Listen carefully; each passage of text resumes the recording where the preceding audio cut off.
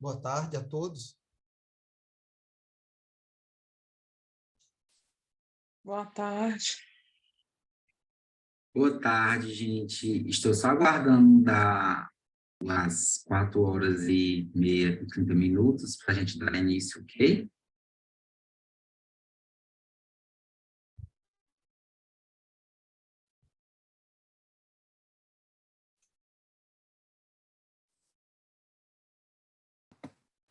Boa tarde a todos.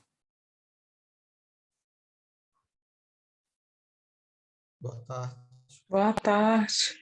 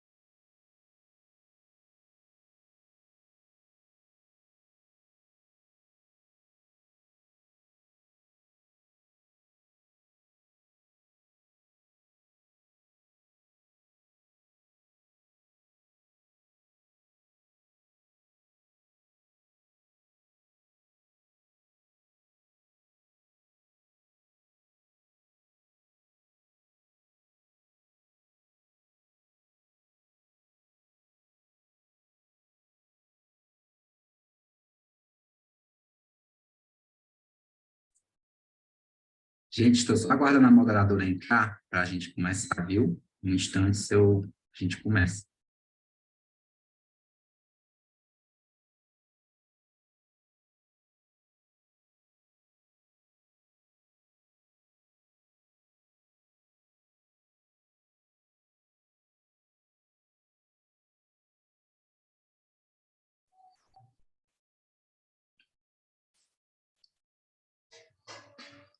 Visualizar. Vamos.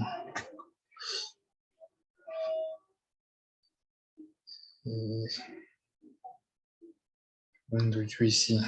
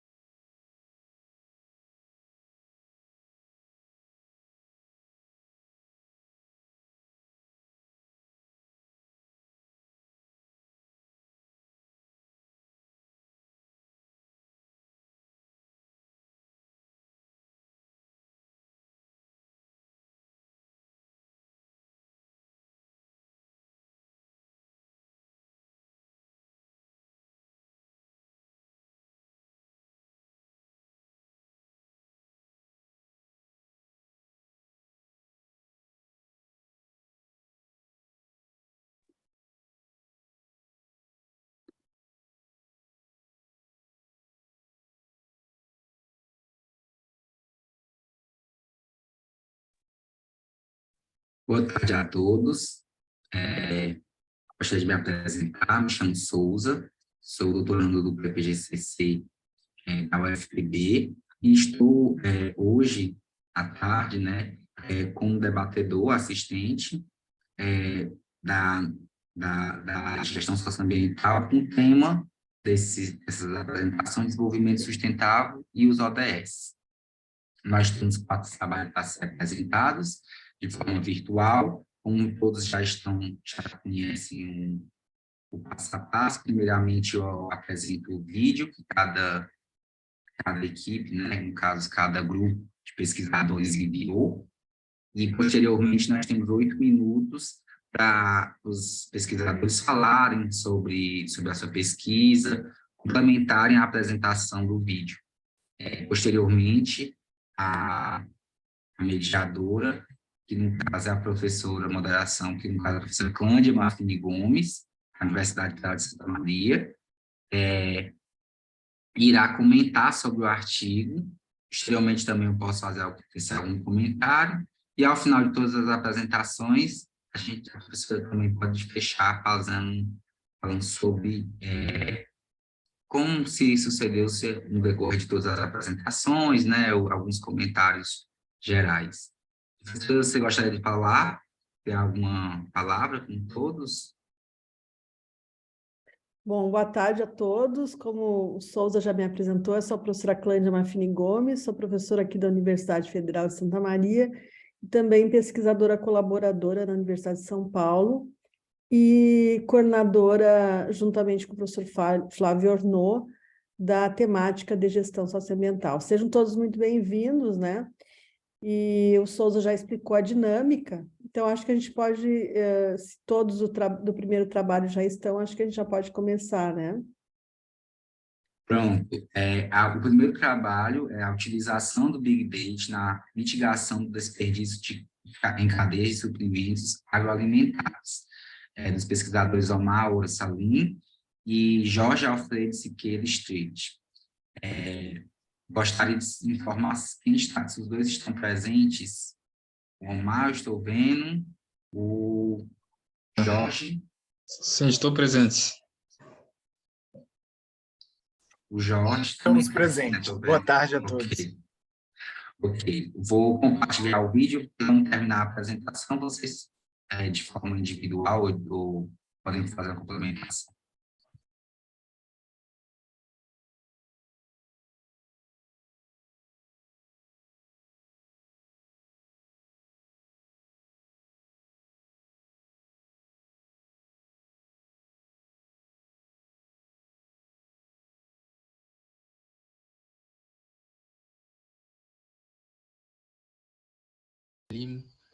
Sou doutor.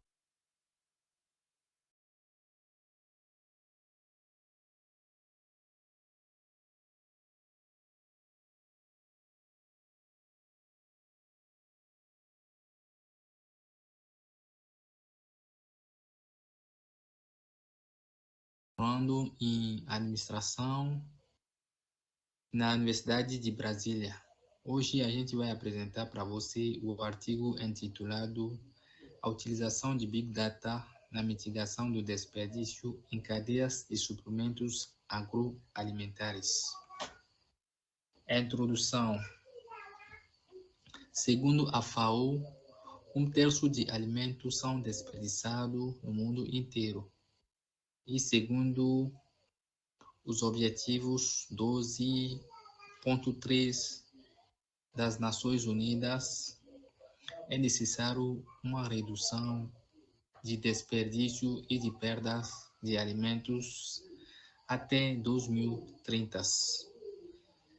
Então, segundo os autores da área, é necessário encontrar uma solução ou várias soluções, né, que pode ajudar na mitigação de desperdício de alimentos. Nesse intuito, teve alguns autores, né, que propuseram as tecnologias digitais, né, a utilização de tecnologias digitais dentro das cadeias de suprimentos agroalimentares. Então, As tecnologias digitais mais utilizadas nas cadeias de suprimentos são as plataformas digitais, tecnologia da informação e comunicação, a internet das coisas, o blockchain, entre outros. No caso deste estudo, a gente se focalizou mais sobre o Big Data, que é uma tecnologia digital, né, que permite capturar inúmeros de dados. É uma tecnologia que é muito utilizada dentro das empresas multinacionais, né, de grande porte, e que os autores acharão bem implementar dentro das cadeias de suprimentos alimentares, né, para evitar, para mitigar o desperdício de alimentos. Podemos perceber que hoje em dia tem uma falta, né, uma ausência de informação, de comunicação, de compartilhamento de informação, de colaboração entre os atores. E também os transportes de alimento, a gente tem várias perdas, né? Perdas de alimento, desperdício de alimentos dentro das lojas. Esses alimentos não conseguem alcançar, né, os consumidores. Então, isso gera um maior problema, né? Um maior problema dentro das cadeias de suprimentos. Então, nesse intuito, nosso estudo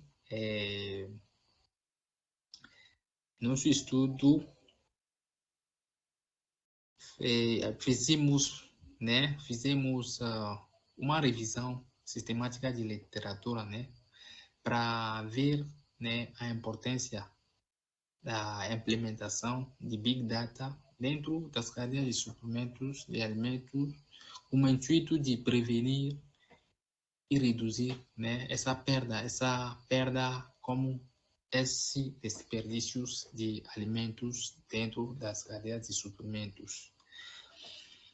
Então, a gente utilizou, como já tinha falado, né, a gente utilizou a revisão sistemática de literatura, seguindo o protocolo de Cronin 2008, né, a fim de propiciar maior robustez nos resultados encontrados, visto que utiliza um procedimento sistemático e replicável para a busca, seleção e filtragem de artigos.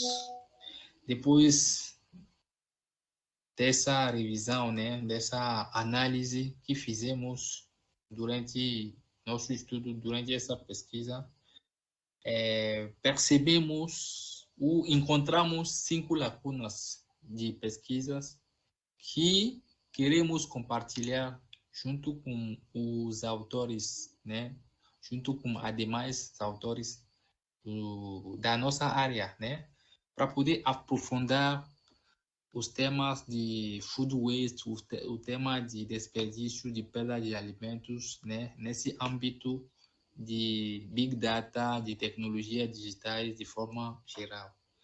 Então, as lacunas de pesquisas que encontramos nesses estudos foram 5. Então, a primeira lacuna foi a promoção dos esforços no uso de Big Data nas cadeias de suprimentos alimentares. A segunda lacuna de pesquisa foi a exploração de tecnologia emergente para promover o gerenciamento sustentável da cadeia de suprimentos. A terceira lacuna foi a investigação do papel de diferentes organizações para promover a tecnologia Big Data nas cadeias de suprimentos.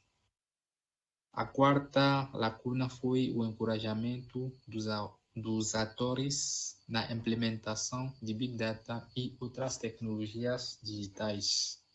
E a quinta lacuna foi o agrupamento, por meio da economia circular, das tecnologias digitais incluídas na indústria 4.0 nas cadeias produtivas. Podemos dizer que este estudo, né, contribuiu, né, no encontro, né, no encontro de 5 lacunas de pesquisas, né, para futuros pesquisadores, para aprofundar mais os temas, né, sobre o Big Data no meio das cadeias de suprimentos agroalimentares. E também este estudo, né, pode ser realizado novamente, né, utilizando, né, o método quantitativo,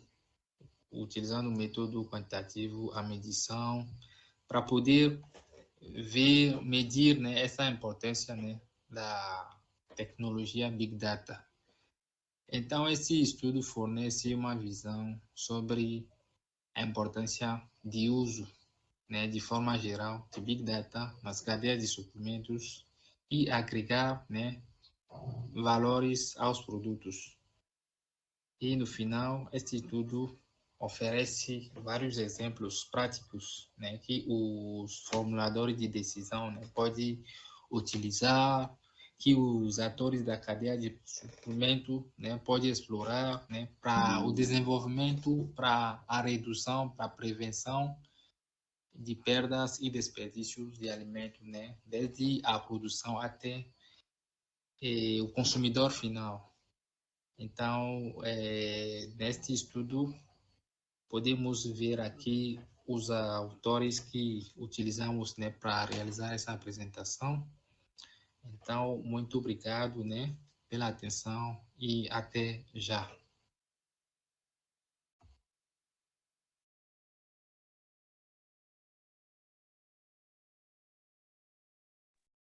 Pronto, Omar, pode começar a sua apresentação.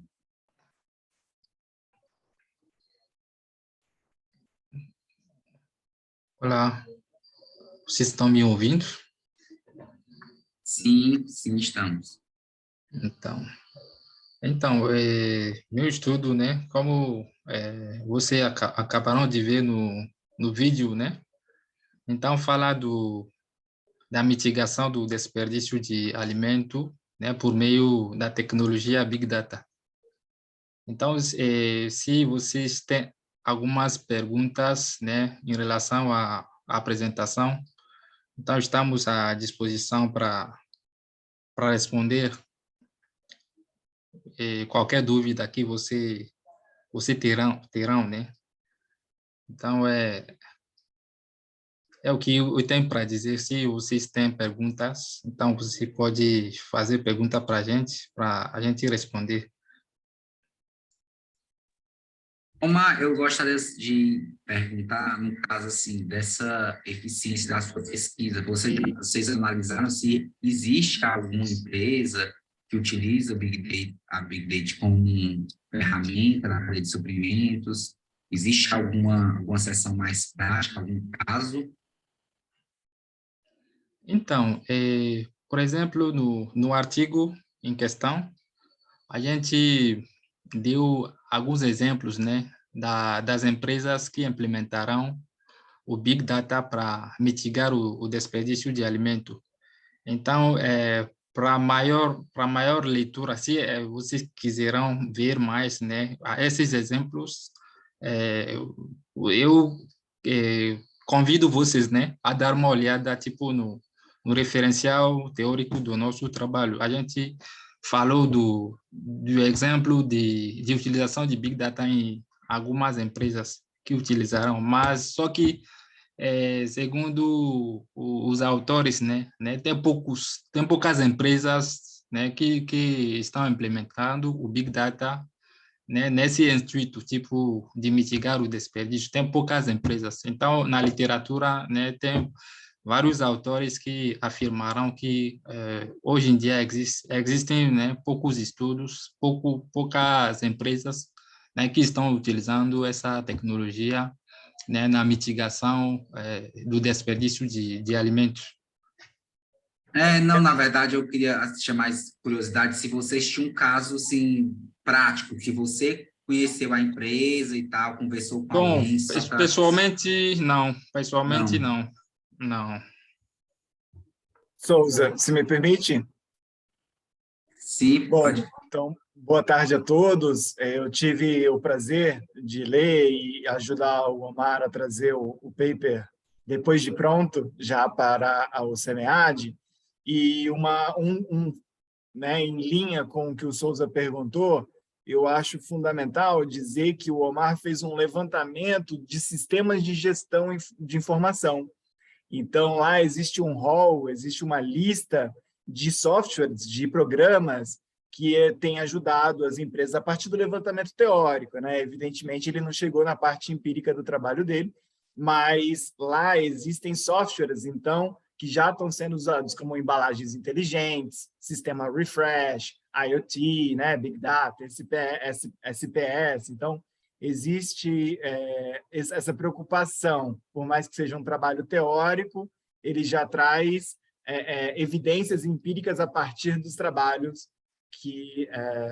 de ações que estão sendo realizadas, né?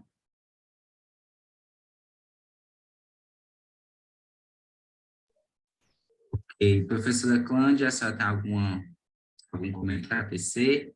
Eu até perguntei, Jorge, no caso, para ele, mas por questão de, às vezes, a gente enxerga o time, né, da questão de pesquisa, aquele gap, justamente quando a gente conhece uma empresa que está vivendo aquilo dali. Por isso que eu fiz essa pergunta, se tinha algum...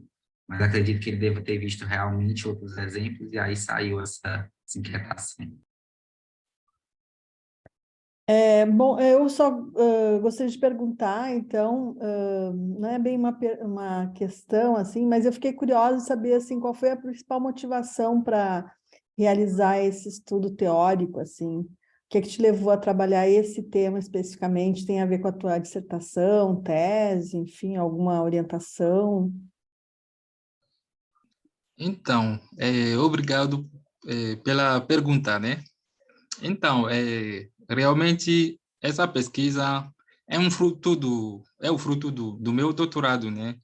Então, estou pesquisando em relação ao food waste, que é o desperdício, perda de alimento. Então, é a partir de lá que, né, surgiu essa ideia, né, de pesquisar, ver na parte da tecnologia que a gente está tendo hoje, né? A gente está falando de tecnologia digitais e também na literatura, né, tem literatura que fala das tecnologias digitais como plataforma, plataforma para, como disse, uma melhor colaboração, uma melhor compartilhamento, né, de alimentos e como disse, de resíduo também, né, com as empresas que fazem reciclagem, tudo isso. E também a gente tem como disse, a tecnologia como disse, a tecnologia IoT, né, que também é uma tecnologia que, segundo os autores, né, na literatura também tem vários exemplos, né, das empresas que utilizam essa tecnologia para, como diz, para ver também a data de vencimento, né, para poder ver a data de vencimento, tudo isso, e ver como recolher, né, esse produto que já estão perto, né, da data de vencimento, até recolher e utilizar para outro meio, né? Então, tudo isso, lendo isso na literatura, isso chamou minha atenção para ver a tecnologia Big Data também. Será que tem um meio de utilizar o Big Data para poder ter uma maior informação, que seja das empresas, né, que seja dos multinacionais, então que faria com que tudo seja conectado, tipo que você seja em casa, que você seja em qualquer lugar, né? Você vai poder saber que alguém tem o desperdício em casa, né? E outro precisa fazer outra coisa. É como se a gente fala de, como diz, tem o simbiose, né? É uma forma de simbiose, simbiose industrial, alguma coisa assim. Então, dessa forma que surgiu a ideia de pesquisar sobre o Big Data. Será que o Big Data não pode ajudar nesse sentido, tipo, a ligar todo mundo, que você seja em casa, em qualquer lugar das cadeias de suprimento, né, da produção até o consumo final, alguma coisa que seja conectado entre os atores. Então, nesse sentido, surgiu a ideia de pesquisar, de fazer uma revisão de literatura para ver o que a literatura fala, né, sobre isso, tipo, se isso pode ajudar, né, nessa mitigação, mitigação do desperdício de alimento, de perda de alimento, que seja dentro das cadeias de suprimento agroalimentares. Então, nesse sentido que realizamos, né, esse estudo, né, para ver o que a literatura fala e ver quais são as lacunas, né, nesse sentido. Ok, muito bem. Então, ano que vem, provavelmente teremos uma segunda parte desse trabalho, já com alguns dados empíricos, né, no SEMEAD do ano que vem. Eu estou satisfeita. Não sei se vocês têm mais alguma pergunta, então a gente já pode passar, então, para o próximo trabalho. Parabéns para vocês pelo trabalho. Obrigado. Obrigado. Parabéns aos autores. Vamos continuar as apresentações. O próximo artigo é a pesca artesanal como bem comum. Qual a contribuição da economia solidária para o alcance dos objetivos do ODS 14 nos países da América Latina e Caribe? Dos autores pesquisadores Dimitri Alexandre Lenin Vitor Ribeiro, Maria Regina Araújo Cavalcante, Gustavo de Orlando Moreira de Almeida, Raíssa Almeida Souza, Raimundo Eduardo Silveira Fontinelli. Todos os autores estão presentes ou quem está presente desses artigos, por gentileza, poderia informar? Bom, boa tarde a todos e a todas. Eu estou presente também a Regiane Cavalcante, que se encontra presente na sala. Presente. E o... Está à disposição aí. Pronto, eu vou seguir os trâmites, colocar o vídeo e, posteriormente, professor, você pode tecer seus comentários. Então, obrigado, Souza.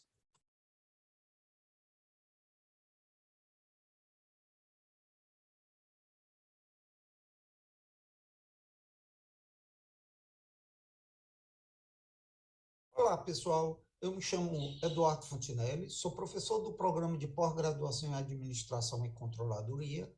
O presente artigo foi resultado final da disciplina de Economia Ecológica do curso de Economia da Universidade Federal do Ceará, tendo como coautores Dimitri, Gustavo e Raíssa, os alunos de Economia, e a Regiane Cavalcante, me orientanda do mestrado em Administração da UFC. A ONU definiu o ano de 2022 como um ano internacional da pesca artesanal e da aquicultura, com o intuito de conscientizar os países a respeito da contribuição da pesca e da aquicultura de pequena escala no alcance do Objetivo de Desenvolvimento Sustentável número 14, dentro da Agenda 2030 da ONU.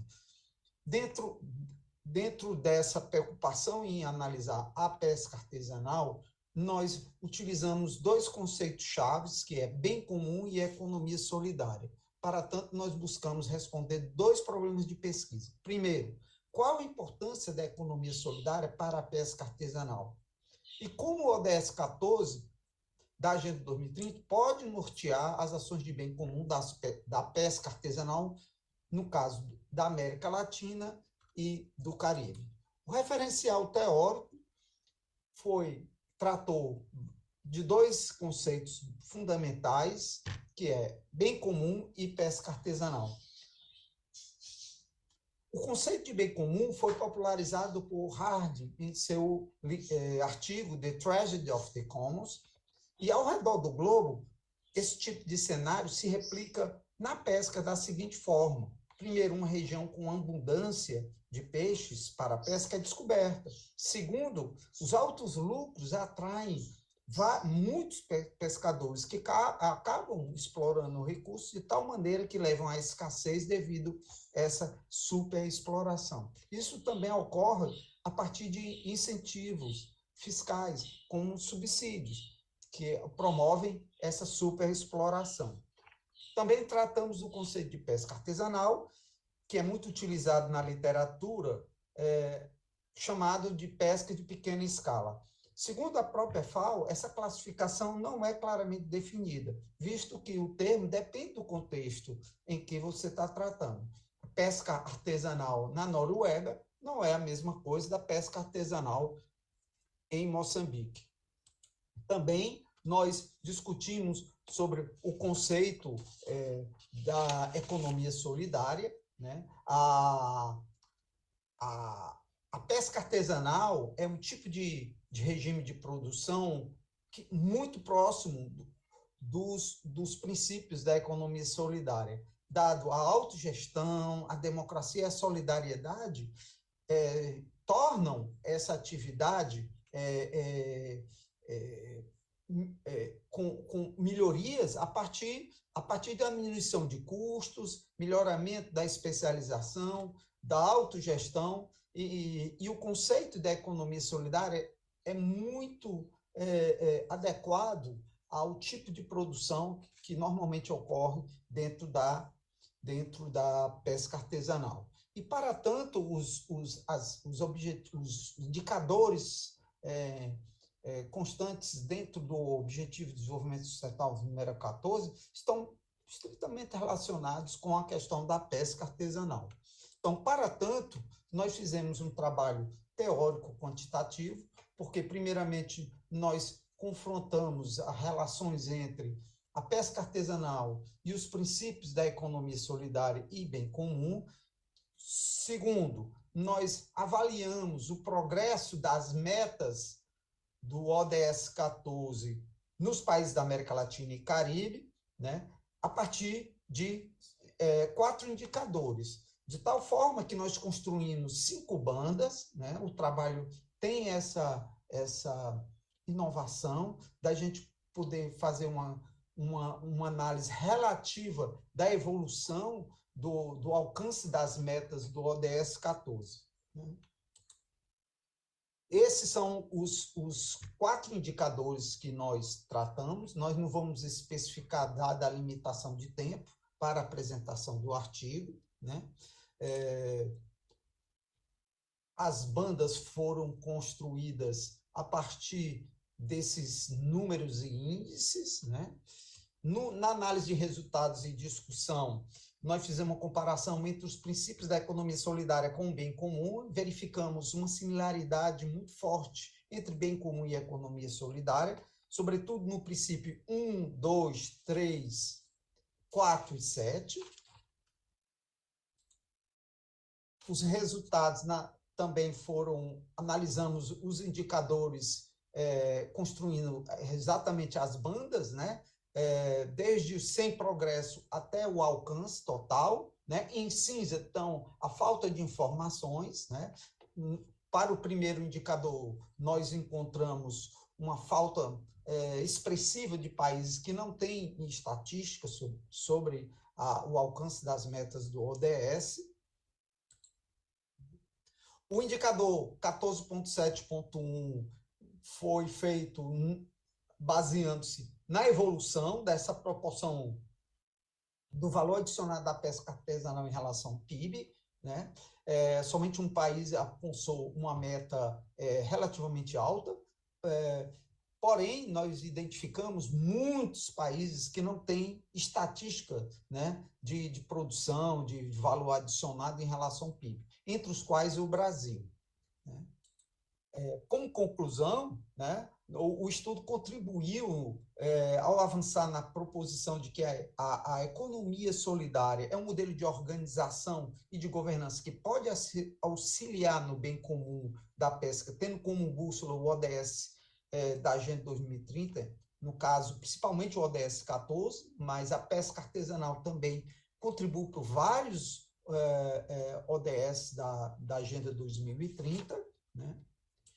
E nós também, o trabalho ficou limitado à falta de informações para podermos fazer empiricamente as relações entre pesca artesanal, bem comum e economia solidária e o ODS 14 da Agenda 2030. Como pesquisa futura, nós pretendemos fazer uma análise mais ampla, incluindo grupos específicos de países, mas também replicar o estudo de forma longitudinal. Essas são as referências que nós utilizamos. Queremos agradecer à FUNCAP pelo apoio ao trabalho e o Núcleo de Economia do Mar do nosso programa de pós-graduação. Muito obrigado.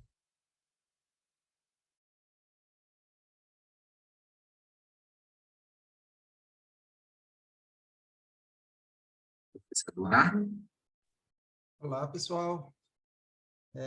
Primeiramente, agradecer aí a oportunidade de apresentar aí o artigo que foi feito em parceria com os alunos nossos da graduação do curso de Economia Ecológica, aqui do curso de Economia da Universidade Federal do Ceará, e foi uma oportunidade, assim, bastante assim, importante, principalmente para eles, para os alunos, né, que estão do curso de Economia. E também foi uma pesquisa que visou, assim, basicamente, levantar temas que são muito importantes no ano, né, no Ano Internacional da Pesca Artesanal, o ano 2022, e fazer uma relação entre a pesca artesanal e o alcance das metas do ODS 14, a partir de indicadores que estão aí já sendo publicados. E acho que esse artigo teve essa capacidade, muito embora introdutória, de fazer 3 grandes construtos teóricos e tentar empiricamente avaliar aí o progresso das metas do ODS 14, né, específico para vida no mar, né? Mas seu artigo é um artigo que eu gostaria aí de receber dos colegas aí as contribuições para novos caminhos, né? Professor, eu gostaria de tirar umas dúvidas e fazer uns comentários referente eu acho muito interessante toda essa parte, tudo que envolve a economia solidária, essa parte dos microprodutores, né, da economia, muitas vezes municipal, ela interage diretamente com o desenvolvimento também social, né? E a gente, pelo menos no meu ponto de vista, o Brasil, ele peca muito nisso. Eu sou de uma cidade chamada Raritaba, no interior aqui do Ceará. E estamos aqui próximos. Né? Estamos próximos. Não sei se você conhece Raritaba. E eu lembro... Não, mas não é perto litoral, de né? Não, é perto de Sobral. Então, antigamente, eu notava que as pessoas, por exemplo, quando eu era pequena, a agricultura familiar era mais viva dentro da cidade, né? Então, por exemplo, na época do caju, todo mundo fazia.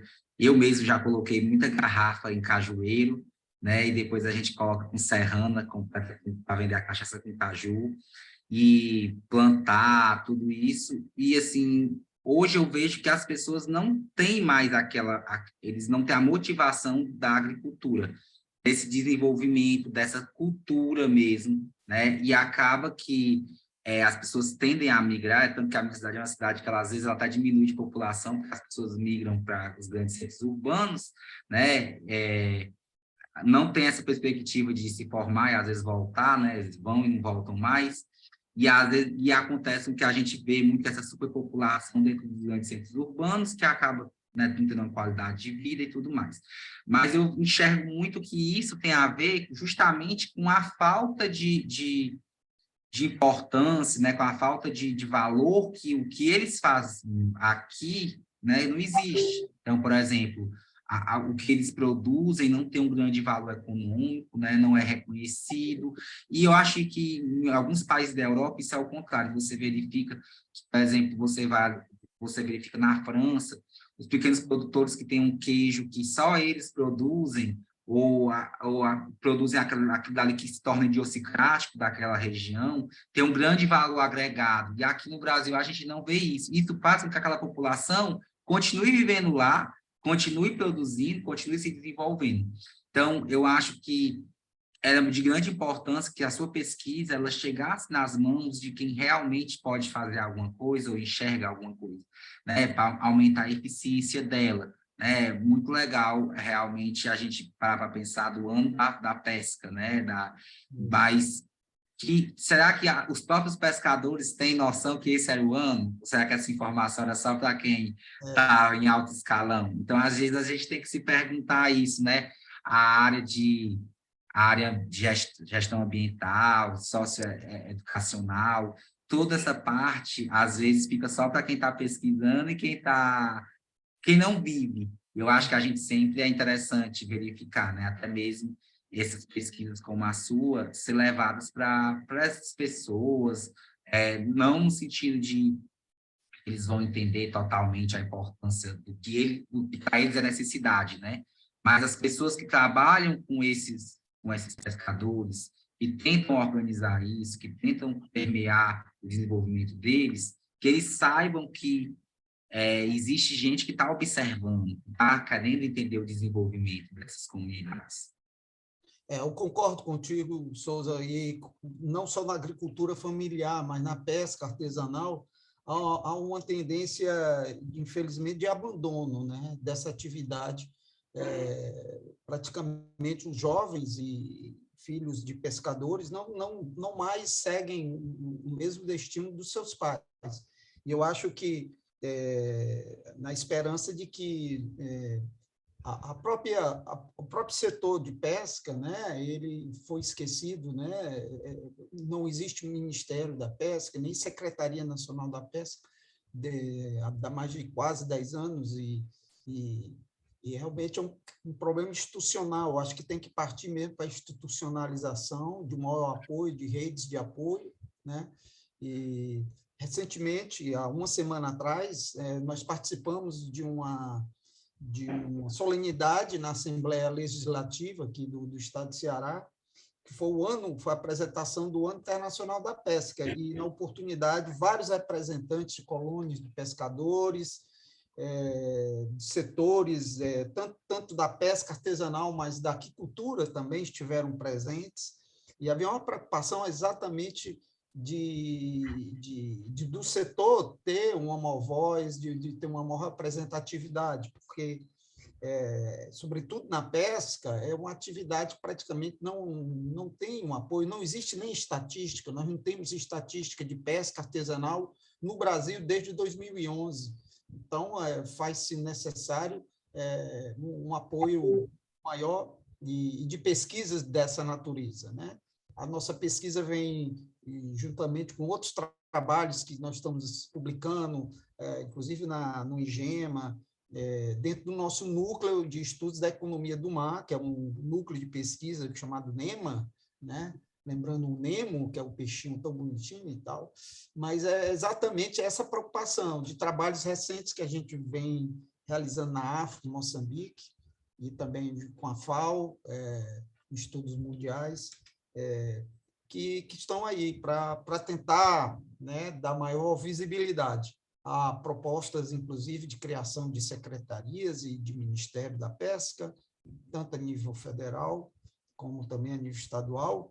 Eu acho que é um setor que tem que abraçar. E a colocação que você de aumentar o valor agregado é muito importante também, porque os produtos não têm aquela validação, uma melhoria da qualidade, há um certo desperdício, né? Tanto no setor tão importante, né? Eu não sei se... parabéns aos autores. Não sei se alguém mais tem alguma pergunta para fazer para o pessoal. Não? Bom, eu só queria acrescentar que a escolha do tema foi um tema muito bom, que tem muita possibilidade de estudo, né? Ainda que pese a vocação natural do Brasil, né? Com tantas possibilidades nessa área, ele é bastante complexo, né? Exatamente pela cadeia produtiva e tudo mais. E a gente vê que os próprios editais hoje dos órgãos de fomento estão tentando levar pela questão do mar, né? Então, tem muitas possibilidades para trabalhar esse tema. Então, parabéns aos autores. Quem sabe ano que vem também a gente tem mais alguma coisa sobre esse trabalho, que pelo que eu entendi é um trabalho grande e essa é uma parte que foi apresentada aqui. Parabéns a vocês e acho que podemos então, se não há mais perguntas, ir para o próximo, né? Obrigado, pessoal. Ok. Vamos para o próximo artigo, denominado a água como bem comum. Desculpe, esse é o último. O próximo é cidades sustentáveis e a ISO 37120 para o desenvolvimento sustentável da região centro-sul do Paraná. Um estudo comparativo da visão dos municípios. Os autores Silvio Roberto Stefani, Luciane José da Luz Farias, Sônia Harford Cos, Marcelo Fernando Viante.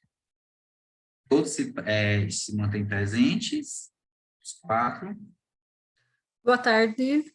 Eu estou logada com o link do professor Silvio Roberto Stefani, mas estou somente eu presente, Luciane José da Luz Aias. Ok, professora. Como anteriormente, vou projetar aqui o vídeo, posteriormente, se já tem alguns momentos para falar, ok? Ok.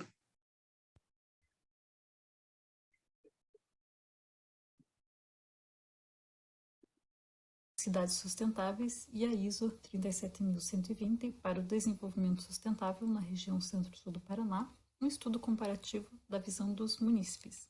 Tem como autores Silvio Roberto Stefani, Luciane José da Luz Aias, Sônia Raifur-Cos, Marcelo Fernando Viante. E eu sou Luciane José da Luz Aias. Estudos estimam um aumento da população em 60% até 2030 e 70% até o ano de 2050, o que representa mais de 9 bilhões de habitantes em todo o mundo. Esse crescimento pode indicar que o número de pessoas vivendo em áreas urbanas poderá ser ainda maior. Assim, a preocupação com o desenvolvimento sustentável em todos os lugares do planeta tem sido bastante difundida ao longo dos anos. Podemos perceber em diversos estudos e políticas públicas que envolvem o tema. Diante do cenário atual, destaca-se que o termo cidade sustentável deve ser entendido muito além da preservação das áreas verdes existentes em uma cidade, comunidade ou região. Deve haver um planejamento urbano capaz de proporcionar melhorias na infraestrutura à população local e, consequentemente, reduzir as desigualdades sociais. Diante desse contexto, o objetivo principal do estudo foi analisar os indicadores da ISO 37120 nas cidades de Prudentópolis e Guarapuava, no estado do Paraná, a partir da percepção dos munícipes.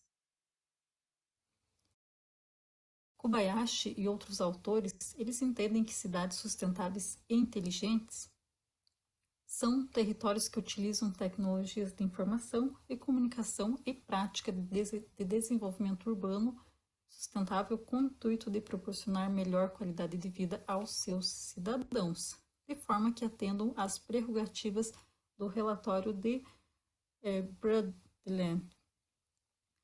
E os objetivos do desenvolvimento sustentável abrangem aspectos sociais, qualidade de vida, saúde, bem-estar, igualdade de gênero, saneamento básico, consumo sustentável, industrialização, cidades seguras, conservação de ecossistemas, entre outros, a redução de desigualdade. A pesquisa é um estudo descritivo de abordagem quantitativa. Os sujeitos da pesquisa foram os munícipes residentes na cidade de Prudentópolis e na cidade de Guarapuava, no estado do Paraná, todos maiores de 18 anos. Os indicadores essenciais e indicadores de apoio presentes na ABNT NBR ISO 37120 de 2017 foram sistematizados em 66 questões de pesquisa, que envolvem categorias como economia, educação, energia, meio ambiente, mudanças climáticas, finanças, governança, saúde, habitação, população, condições sociais, recreação, segurança, resíduos sólidos, esporte e cultura, tecnologia e inovação, transporte, urbanização, agricultura local, segurança alimentar, planejamento, resíduos sólidos urbanos e água. A escala Likert foi utilizada, né? Então foi utilizada aí uma escala de 1 a 5 para as questões e foram obtidos um total de 345 questionários respondidos. A seguir são apresentados os resultados. Então, na tabela 2, são apresentadas as variáveis com correlação forte da cidade de Prudentópolis e Guarapuava. Então, da cidade de Prudentópolis, as questões que tiveram correlação mais forte aí foram as questões 44 e 45. Essas questões tratam dos indicadores da seção de resíduos sólidos e as questões que tiveram menores correlações na cidade de Prudentópolis são as questões 50 e 51, relacionadas à telecomunicação. Já para a cidade de Guarapuava, as questões que obtiveram maiores correlações foram as questões 8 e 7, e são correlações aí que representam questões relacionadas à educação. As questões de Guarapuava que obtiveram as maiores correlações aí, né, ou seja, aquelas correlações maiores, foram as questões 19 e 18, relacionadas às finanças. A tabela 3 apresenta as questões que obtiveram as maiores médias, tanto na cidade de Prudentópolis quanto na cidade de Guarapuava. Em ambas as cidades foi possível perceber que as questões que obtiveram maiores médias estão relacionadas ao grande número de automóveis na cidade. Então, em ambas as cidades, a questão 55 foi a questão aí que obteve as maiores médias. Já as questões com menores médias, tanto da cidade de Prudentópolis quanto da cidade de Guarapuava, foram as questões 41 e questão 42. Na cidade de Prudentópolis, a questão que obteve a menor média aí foi a questão relacionada a crimes violentos, e na cidade de Guarapuava, a questão relacionada a pessoas vivendo em favelas. Como conclusão, temos que, na análise das variáveis que obtiveram maior pontuação, as médias estão relacionadas ao transporte, educação, habitação, recreação, energia e resíduos sólidos. Já as variáveis que obtiveram menores médias estão relacionadas à segurança, governança, saúde e inovação. Os municípios possuem diversos indicadores positivos, porém, não podem ainda ser considerados cidades plenamente sustentáveis, na visão dos munícipes pesquisados, pois existem diversos indicadores que tiveram uma percepção negativa. E, assim, conclui-se que esses indicadores negativos poderiam ser utilizados a fim de influenciar projetos públicos e privados, visando a qualidade de vida, redução da pobreza, melhoria da educação, geração de emprego e renda para a população. E, entre outros objetivos de desenvolvimento sustentável da Agenda 2030 nas respectivas cidades.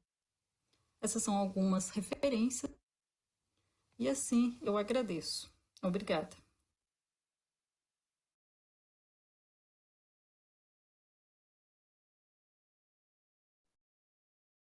Então, professora.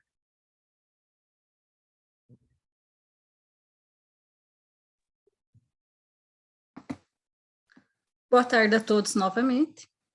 Então, esse artigo, primeiramente, ele já é um segundo artigo. Então, né, a gente realizou primeiro individualmente. Então, primeiro foi feito um artigo ali visando analisar esses indicadores na cidade de Guarapuava. E aí, posteriormente, a gente fez um artigo visando demonstrar esses indicadores na cidade de Prudentópolis, e aí depois surgiu esse segundo artigo aí, que foi, né, a junção aí dos dois artigos anteriores, né, ou seja, né, um terceiro artigo. Então, né, nesse artigo, a gente tinha aí como questão de pesquisa analisar ali se os municípios de Prudentópolis e Guarapuava possuem indicadores positivos da ISO 37.120 para serem consideradas cidades sustentáveis. Então, a ISO, ela tem ali, né, diversos indicadores, né, entre eles educação, economia, energia, meio ambiente, mudanças climáticas, finanças, resíduos sólidos, segurança alimentar e outros ainda. Então, né, desses indicadores, foram sistematizados aí 66 questões de pesquisa, e nós aplicamos esse questionário pelo Google Forms. Então, a gente ficou ali um período ali de 1 mês com esse questionário no ar, e aí nós utilizamos diversas formas de divulgação, rede social, WhatsApp, Facebook, então foi amplamente aí divulgado para que os munícipes maiores de 18 anos respondessem esse questionário aí, para que a gente tivesse aí um quantitativo aí, um retorno bom aí, para que a gente pudesse analisar esses artigos. E aí, os dados, eles foram lançados ali no SPSS, né, então ali no programa ali, e aí, né, foi ali levantado as variáveis ali que tiveram maiores correlações, as questões que tiveram maiores médias e também as questões que tiveram menores médias. Então, aquelas questões ali com maiores médias, a gente sabe que está relacionado ali em ambas as cidades, relacionadas aí a um grande número de automóveis. Então, a gente vê que existe aí um grande número de automóveis nessas cidades.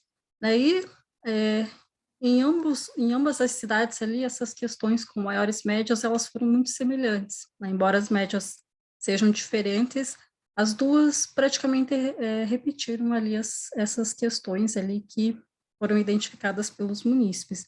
Então, as duas cidades, elas são vizinhas, né? A distância aproximada é de 60 quilômetros, e ambas tiveram resultados parecidos. Daí, embora elas tenham ali indicadores positivos, né, elas não podem ser consideradas aí cidades plenamente sustentáveis, que, né, era o nosso objetivo maior aí de pesquisa, né, identificar aí se elas tinham indicadores que pudessem considerá-las cidades sustentáveis. E agora, né, eu abro aí o momento para sugestões, perguntas, então fiquem à vontade. Eu gostaria só de fazer uma curiosidade, se você já conhece algumas Smart City, que são cidades inteligentes, que vocês poderiam aplicar até mesmo um outro questionário em uma cidade dessas, que talvez verificar, fazer um comparativo, né? São poucas cidades, né, cidades inteligentes hoje no Brasil, mas até aqui no Ceará já tem uma que eu não lembro ao certo se ela já está, não sei se o professor Eduardo sabe, se ela já está em pleno funcionamento, né? Mas antigamente, quando eu passava de viagem para João Pessoa, tinha uma placa enorme que ela ia começar. Qual que era a cidade? Eu não lembro certo o nome dela, porque essas cidades inteligentes, elas são, tipo, construídas. Então, ela é construída, digamos assim, vai nascer. Então, ela é totalmente planejada. Certo, E aí, certo, ela certo. é uma cidade que já tem, assim, pelo menos o que eu já tinha, que tinha no mestrado, na época do mestrado, tinha um colega que tentou escrever sobre isso, mas devido ao acesso a informações, acabou desistindo. Mas ele sempre falava que algumas delas já tinham acesso à internet gratuita para a população.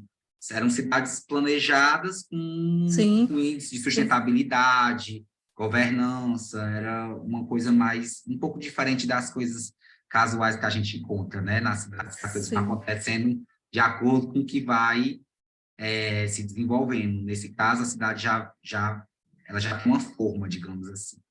E aí, eu Sim. acreditei que com a sua pesquisa, eu achei muito interessante, talvez se encontrasse uma cidade dessas que pudesse ser aplicada, talvez montaria um contraponto muito bom. Mas eu não sei Sim. ao certo o nome, fica No próximo de momento, Fortaleza. sim, no momento eu também não tenho conhecimento. Eu sei que uma irmã minha morou em uma cidade ali no Mato Grosso e ela foi praticamente planejada do zero. Agora, se ela era considerada uma cidade sustentável, né, quais ali os indicadores que a gente conseguiria identificar nessa cidade, eu não sei te dizer. O que eu sei é que ela foi planejada ali, né, e vai de encontro aí ao que você falou, né, planejada ali desde o zero e aí vai, né, acrescentando esses indicadores e, né, tornando com que ela seja reconhecida aí de forma sustentável. Mas, né, aqui no meu estado, né, o nosso estado aqui é o Paraná, eu sei que a cidade de Curitiba, né, ela é considerada uma cidade que, né, ela é bastante sustentável, né, então também, né, não sei até que ponto ali ela atingiria esses resultados aí de forma satisfatória com o nosso objetivo de pesquisa. Mas também, né, fica aí uma pergunta ainda. Encontrei aqui, Irais, até mandei aqui disponibilizar o link para você verificar, depois dar uma olhadinha, viu? Professora Ok? Cândia, os demais. Bom, parabéns aos autores, né? Um ótimo trabalho e muito atual, aliás, é uma tônica dos trabalhos dessa sessão, né? Todos muito focados em demandas específicas da sociedade, trabalhos bem atuais, relevantes, né? Então, estou muito satisfeita com os trabalhos apresentados. E acho que, embora já não seja o primeiro artigo, né, como é um trabalho quantitativo, permite continuar fazendo artigos por bastante tempo, né? Até porque vocês podem também ampliar essa amostra, se quiserem, enfim. Mas parabéns pelo trabalho. Não sei se mais alguém gostaria de fazer alguma pergunta, senão aí podemos passar para o próximo.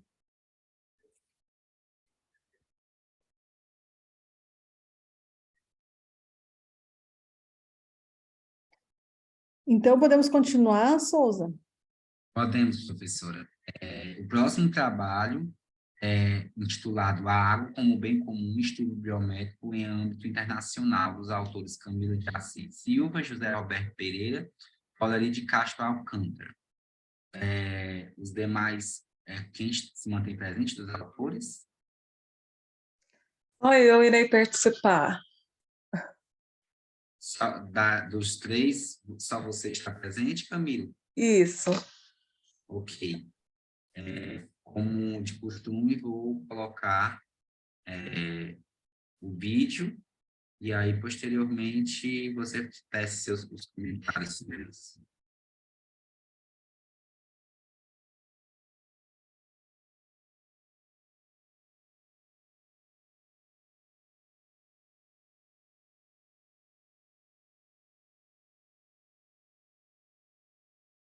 Intitulado A Água como Bem Comum, um estudo bibliométrico em âmbito internacional. A autoria é composta por Camila de Assis Silva, José Roberto Pereira e Valderi de Castro Alcântara.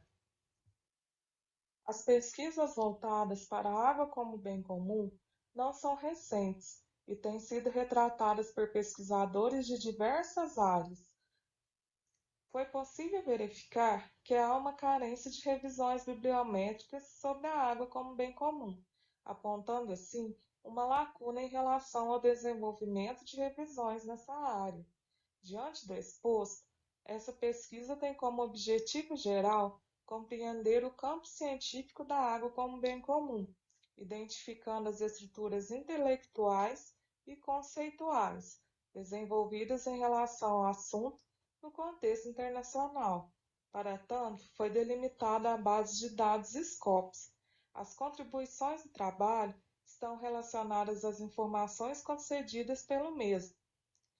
Outra contribuição é referente à própria temática, por se tratar de um assunto contemporâneo que necessita da atenção redobrada do governo na formulação de políticas públicas. Mazzoni e Cicognani, em 2012, enfatizam que o conceito da água como bem comum está relacionado ao direito dos cidadãos em relação ao seu consumo, o que envolve a participação de todos os indivíduos no seu monitoramento. Baker, 2007, ressalta que ainda é baixo o número de pessoas que possuem interesse em conhecer as contribuições ou prejuízos dos serviços hídricos, relacionados à garantia do abastecimento apropriado de água para todos. Na visão de Kevan e Ruissin, 2013, a água é essencial para a vida, deve ser protegida como um recurso comum, de forma que ela seja acordada como um bem público e enaltecida como um direito humano. Ao se tratar da coleta de dados, foi utilizado como método a revisão bibliométrica, que, de acordo com Prado et al. 2016, consiste em uma técnica exclusivamente quantitativa. A pesquisa foi estruturada com base nos procedimentos e etapas aplicados no trabalho de Prado, de acordo com a tabela proposta, onde foram registrados os procedimentos utilizados, desde a operacionalização da pesquisa até a agenda de estudos futuros. A Scopus foi escolhida por compilar o maior banco de dados de citações e resumos encontrados na literatura. A busca foi refinada e delimitada por meio de filtros como operadores booleanos. Em um primeiro momento, realizou-se uma revisão bibliométrica de todos os artigos e revisões encontrados na pesquisa, a saber, 392 estudos. Em um segundo momento, utilizou-se a análise de conteúdo para verificar tais trabalhos por meio de categorias de análise, na qual foram incluídos 16 artigos. As publicações na área começaram na década de 80. No ano de 2019, foram publicados 34 trabalhos, totalizando assim o maior número de estudos por ano. Em relação aos países que mais publicaram, os Estados Unidos se destacou com 108 publicações, a Alemanha com 46 trabalhos e o Reino Unido com 40 documentos. Nos Estados Unidos, a primeira publicação de autores em relação ao assunto teve início no ano de 1980. Na Alemanha, o primeiro trabalho foi publicado no ano de 2002, 22 anos após os Estados Unidos. E no Reino Unido, os autores publicaram pela primeira vez no ano de 1986. O trabalho de Martin et al. 2007, artigo mais citado, desenvolveu uma estratégia eficaz para sintetizar o nitreto de carbono grafítico com a utilização da ureia. Os autores mais relevantes do campo realizaram publicações em diversos contextos, a saber, irrigação de comunidades e mercados de água na Espanha, trabalhos que enfatizaram a ação coletiva e aplicação de coeficientes ativos e efeitos da oxidação de aerosóis. De acordo com a pesquisa na Scopus, foram encontradas 10 palavras-chave que apareceram com mais ocorrência na busca de documentos sobre a água como bem comum. Assim sendo, gestão das águas aparece com uma frequência elevada em relação às outras palavras, com uma ocorrência de 132 vezes. Abastecimento de água aparece em segundo lugar, com uma ocorrência de 68 vezes, e recurso hídrico 51 vezes. Na categorização dos artigos, conforme os critérios de inclusão e leitura dos estudos apresentados nesse trabalho, foram incluídos 16 artigos para esta análise, publicados entre os anos de 2001 a 2020, apresentados nessa tabela, que contempla os autores, os títulos e os anos de publicação. De acordo com os trabalhos analisados, é possível observar que os autores abordaram a temática da água como bem comum por meio de perspectivas diferentes, a saber, gestão das águas, privatização da água, direito à água e ação coletiva. O assunto tem sido abordado por autores na base de dados da Scopus desde a década de 1980. Pode-se concluir que nessa pesquisa foi possível verificar que a água como bem comum está sendo tratada de várias formas pelos autores. Muitos documentos apresentaram contextos diferentes do escopo deste estudo, o que evidencia que ainda é necessário um esforço da academia para o avanço do campo em relação ao tema.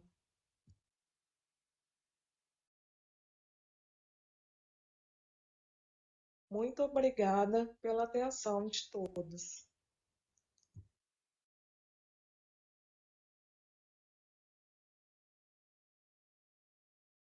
Tanto, Camila. Bom, boa tarde a todos novamente. Eu faço parte, né, do programa de pós-graduação em administração aqui da Universidade Federal de Lavras, né? Eu estou no meu 2º ano do doutorado. E essa pesquisa ela foi fruto de uma disciplina que eu estava cursando do doutorado, de mapeamento científico. É o tema, né, da minha dissertação, a questão da gestão das águas, né, por isso veio a ideia de tratar desse assunto. Já tinha sido realizada uma primeira revisão na Web of Science em relação ao tema, e aí nós pensamos em fazer esse estudo bibliométrico, né, na Scopus, para ver os resultados. Então, isso daí vai dar um encaminhamento, né, para o desenvolvimento da minha tese, porque aqui eu vou trabalhar a gestão das águas, dos parques das águas do sul de Minas Gerais, não sei se vocês conhecem, e aí meio que é o início, né, para poder pensar e refletir aí como que a gente vai tratar dessas questões aí vindo, né, para o sul de Minas. Então, eu estou aberta aí para qualquer questão, né, que vocês colocarem. Muito obrigada pela oportunidade da apresentação.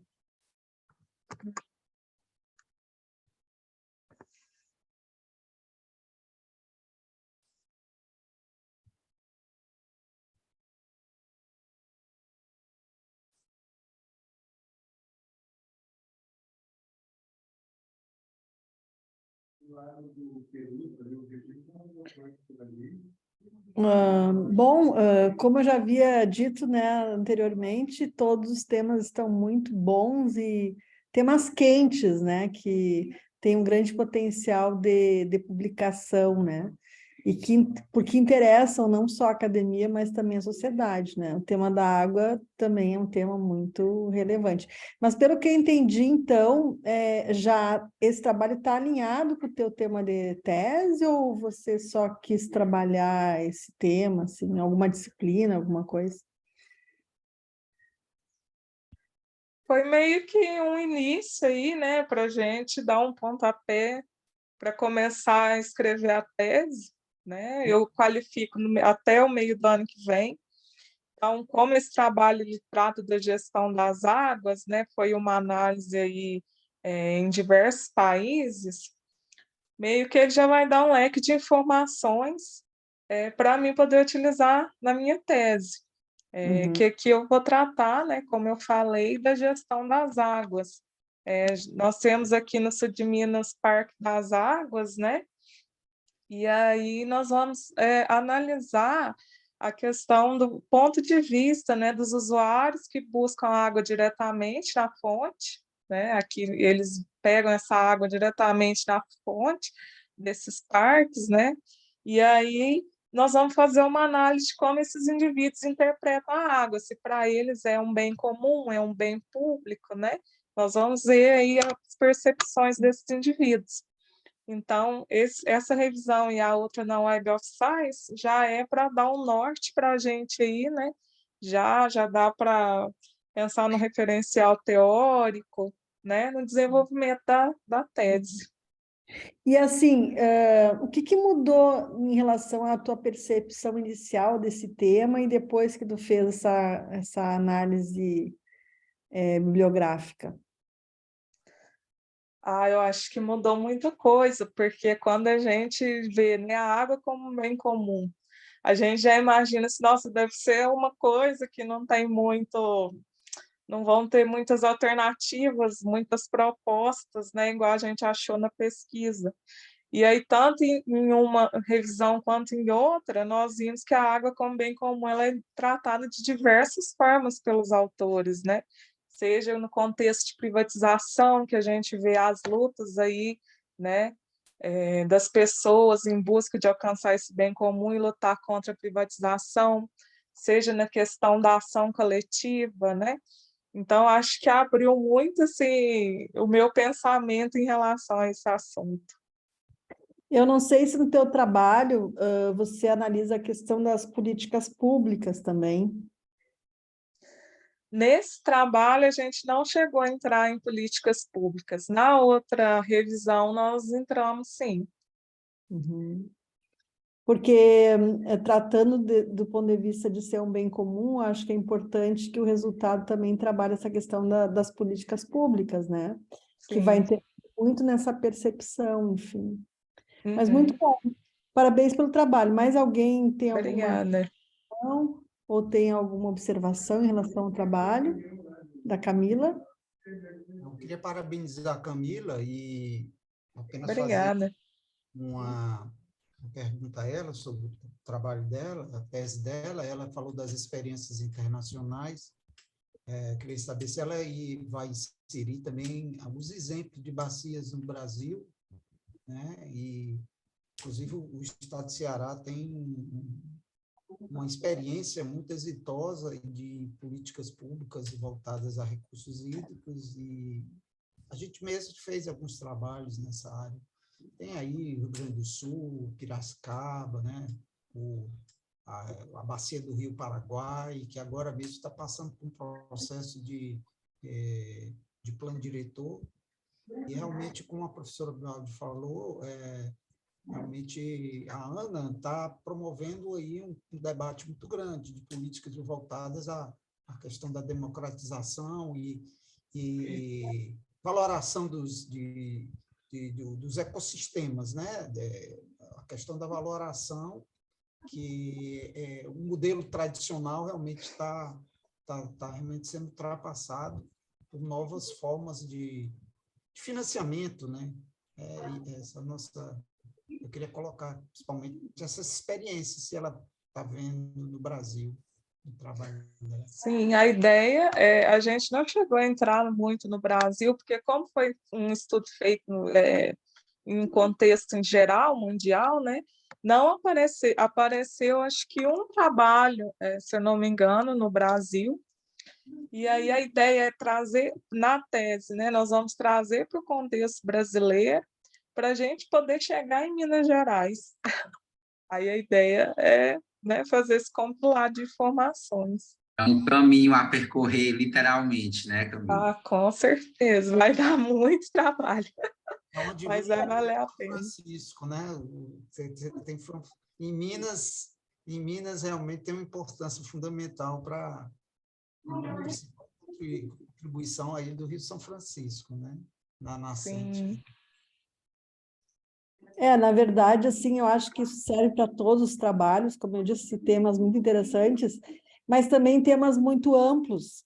Então, o problema, depois que você faz a revisão da literatura, é começar a focar o trabalho, porque realmente você não tem um tempo, né? A dissertação ou a tese tem um tempo. E a gente fica são temas tão apaixonantes, né? Que a gente quer estudar tudo, mas realmente não dá. Então, acho que a principal angústia, eu acho, a principal angústia é exatamente você limitar esse trabalho e trabalhar, porque, como você disse, tem a questão mundial, tem a questão do Brasil, tem a questão do estado de Minas, né, dos outros estados, enfim, então... Mas, assim, como eu disse, todos temas muito legais, assim, eu fico muito satisfeita, não só nessa sessão, mas como líder desse tema, né, no SEMEAD, da gente estar trazendo trabalhos com tanta qualidade, né, para o evento. Eu acho que é isso que a gente espera. E como disse o professor há pouco, né, poder fazer esse network, de repente vocês podem até conversar um pouco, né, aproveitando a experiência que o professor Raimundo tem nessa área. Então, né, parabéns mais uma vez, Souza, contigo. Então, terminamos as apresentações. Gostaria de agradecer a todos os pesquisadores envolvidos, a participação no evento, a nossa querida professora Clândia, por ter sido nossa moderadora e feito com maestria aqui todos os apontamentos. Foi de grande valia todas as participações e comentários aqui. Acredito que todo mundo tenha conseguido absorver alguma coisa, né, que muitas vezes nós falamos aqui são apenas sugestões e visões, né, e que cada um tem a sua, mas às vezes a gente, como diz Albert Einstein, uma mente que se abre para uma nova ideia nunca mais será a mesma. Então, a gente tem que se modificar. Agradecer a todos mais uma vez, e se a professora Clândia quiser falar mais alguma coisa, fique à vontade, ou algum dos membros também.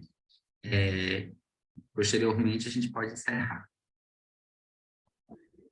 Bom, como eu disse antes, gostei muito de todos os trabalhos, parabéns, fico muito feliz de ter participado com vocês, espero que vocês continuem conosco no SEMEAD, nas outras sessões, nas várias palestras também que estão acontecendo. Acho que o SEMEAD hoje está entre os melhores eventos da nossa área, então tem que curtir bastante e participar. E conto com vocês e com os grupos de pesquisa também de vocês, para que o ano que vem a gente tenha mais trabalhos ainda dessa qualidade no SEMEAD. Muito obrigada ao Souza também por ter trabalhado, ele se empenhou em fazer boas perguntas, né, Souza? Porque mais importante que as respostas são as perguntas, né? Então, parabéns para todos nós e muito obrigada. Tchau, tchau. Até. Até.